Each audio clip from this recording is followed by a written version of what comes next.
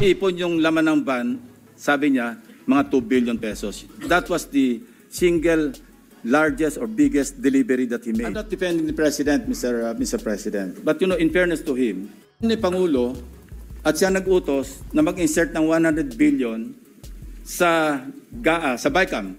Bakit niya ibibito? Ng iba, paniwalaan natin na sa Pangulo ang nag-utos mag-insert. But it doesn't make sense to me, Mr. President. Yan, common sense. Siya nag-utos, ibibito niya. Siya nag-utos, i-EFLR niya. Mr. President, the President is a very kind-hearted person.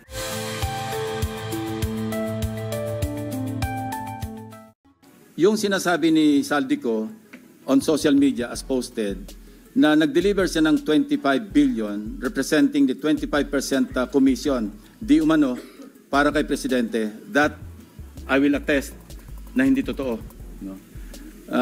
Yun talaga absolutely untrue or false. Untrue or completely false. Why? Because last Sunday, I received a call from the camp of former Undersecretary Roberto Bernardo. Ang sinasabi niya, noong nakita niya si Saldico sa social media na nagsasabing merong 100 billion di umano inutos ng Pangulo na isingit sa BICAM, napag-alaman ko from Undersecretary Bernardo na may mga tao sa Malacanang, not the President, not authorized by the President, who misrepresented him. I will name some of them. Undersecretary Adrian Bersamin. He name-dropped the President, making Saldico believe na utos ng Pangulo na ipasok sa BICAM yung insertions na 100 billion. Now, Yusek Trigib Olaybar. Other personalities. Anyway, regarding the 100 billion, binrake down, kasi nireview nyo yung kanyang notes. This is all related even to the appointment of Secretary Recto to be the Executive Secretary. As he is now the acting, I guess acting kasi hindi naman pwede magbigay ng ad interim appointment because Congress is not in recess, di ba? So, okay. Anyway, ang sabi niya sa akin, hindi po totoo yan, Mr. Senator. Kasi ang breakdown ng 100 billion, 81 billion, yun yung na-assign sa DPWH. Yung 29 billion, other agencies. Hindi niya alam. Out of the 81 billion or out of the 100 billion, yung sa 81 billion, 52 billion, siya ang personal na nag-handle. Ako po nag-handle nun. Nasa notes niya, ito yung kanyang table, binigyan niya ako ng kopya. 51.01, I think almost 52 billion. Anyway, so 52 billion, yun yung personal hinandle niya. And talagang sabi niya, naghatid ako ng pera as kickback. But not to the President, but to Yusek Olaybar. And sabi niya, ang pag-aalam niya, kasama si Yusek Adrian Bersamin. 8 billion pesos, Mr. President. In at least 10 deliveries. The modus that yung arrangement nila is, may tigay sa silang armor van. May armor van si Yusek Olaybar, may armor van siya, magpapark sa basement ng Diamond Hotel, darating yung van driven by Olaybar, and possibly, sabi niya, hindi siya sigurado, and possibly along with Adrian Bersamin. Bakante yung armor van, ipapark, idadrive yung isang van na puno ng pera. Ranging from 800 million hanggang 2 billion. Umabot ng 2 billion only because sometime in March, yung kanyang date na sinasabi from, I think, March hanggang April, yung delivery. Very good nga raw siya, sabi ni Yusek Olaybar, kasi nakakapag-deliver. Ang biggest kasi naipon, because March 11, natatandaan niya, inaapuran niya na si Undersecretary Olaybar, nakunin na kasi napupuno na at saka matagal na nakapark. Ang sabi niya, sabi ni Olaybar sa kanya, wag muna kasi magulo ngayon dahil inaaresto si dating Pangulong Duterte. So naipon yung laman ng van, sabi niya, mga 2 billion pesos. That was the single largest or biggest delivery that he made to Olaybar. Kung saan napunta, hindi natin alam. But personally, he knows or he knew that, kasi personally, nagpapalit sila, amounting to 8 billion pesos. 1 billion, he delivered to Secretary Bonoan. So that's 9 billion. Yung 8 billion was representative of 16% of the 81 billion or 82 billion. Ang usapan daw nila initially was 15%, Mr. President. Tumawad pa raw ng 1% si Olaybar, pero suspecha niya, natatawa raw siya dahil para sa sarili na lang ni Olaybar yung additional 1%. Kaya umabot siya ng 16%. 1 billion to Secretary Bunuan. Siya mismo nagbigay. So he was asking for my advice. Ang sabi ko sa kanya, can you put it in your own handwriting? And I'll see to it that it will reach the President. No. Isipan mo. But I took notes. When he was narrating what he was about to write down, I was taking notes together with my 2 lawyers. He was also with his lawyer. So, and that happened. The President received the handwritten narration. No? Ang sabi niya nga rito, ito, meron akong notes dito eh. Sabi niya, last quarter ng 2025, most likely during the last days of October or early November 2020, ano to? Last quarter. Yusek Traigib requested for list of projects. Siya nagpe-prepare eh. Of course, along with Yusek Cabral kasi si Undersecretary Cabral naman ang tinatas ni Secretary Bunuan na mag-prepare ng listahan. Ito nga yung awkward, Mr. President, and we want to correct this. Ano? Bakit nauna yung funding saka palang maghahanap ng items? Hindi po ba dapat may items nang galing sa RDC bago po podohan? Complete with program report, complete with planning. Pero ito po, nauna pa yung pagpopondo, saka palang hahanapan ng items na ililista sa NEP. Remember, bukod pa po ito, dahil ito, GAA na ito eh, BICAM na ito eh. And mind you, even during the NEP, anyway, mamaya ko na itakil yun. Ito yung sinabi niya rito. No? Ito, sinabi niya na si Traigib Olaybar prevented him from disclosing details on the 52 billion to Secretary Bunuan. Ayaw pasabi raw, Mr. President. Tapos, sinabihan siya ni Yusek Traigib Olaybar na si Secretary Bunuan asked Executive Secretary Bersamin several times, sino ba magpapacilitate itong 52 billion? Of course, isasama sa BICAM, paano ito re-release? Sino magpapacilitate? Ang sagot ni ES Bersamin sa kanya, we will take care of it.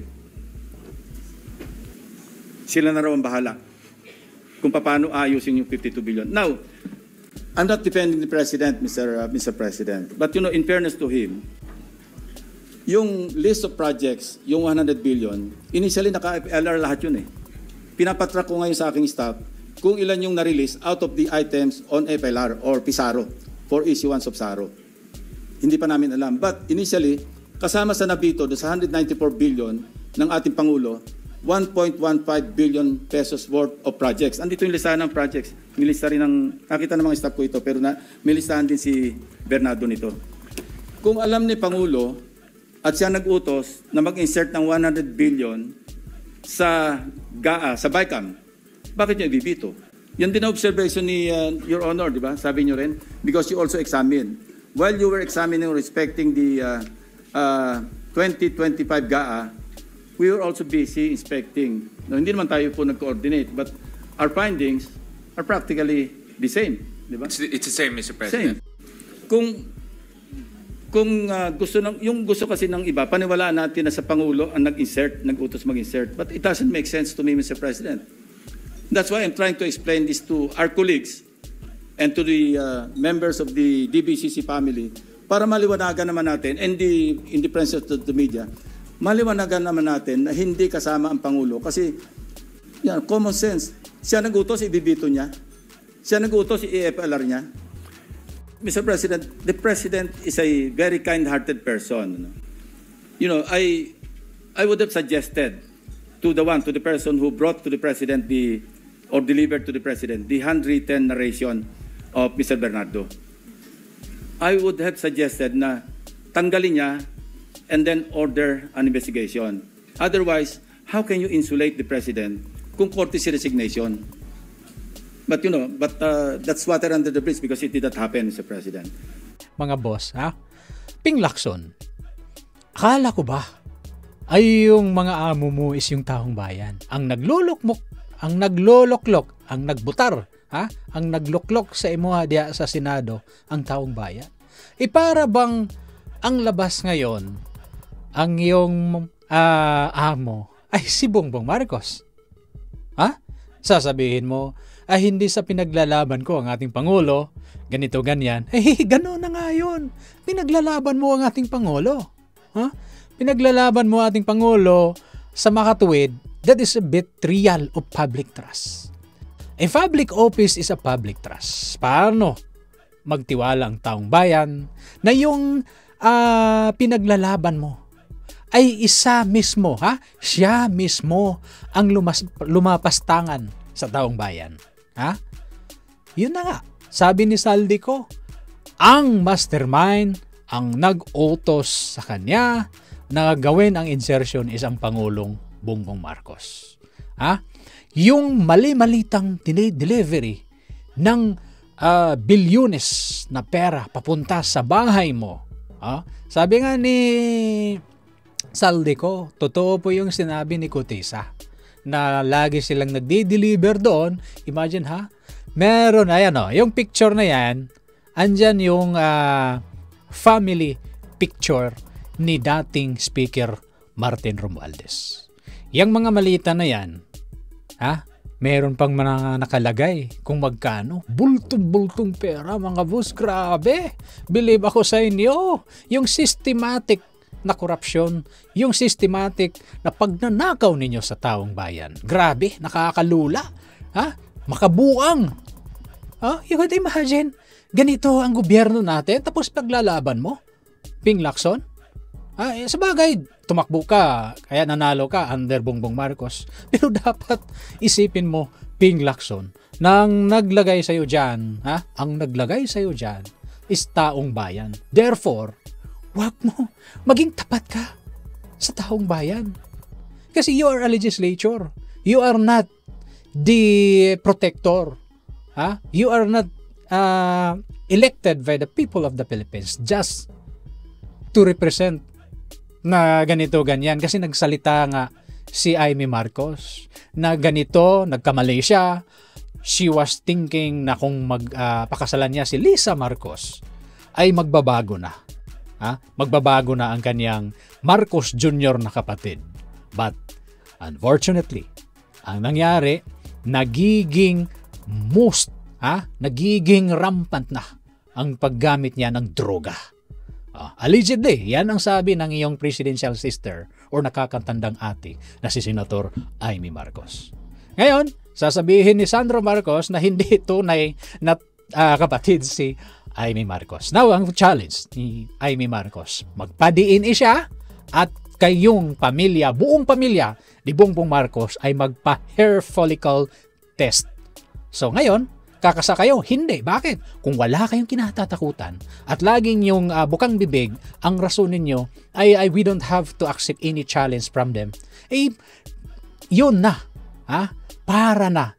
Para nyong nilulugmok yung pagkatao ninyo na kayo pala, posible lulong sa droga. Bakit hindi nyo kakasa itong challenge na to na hair follicle test?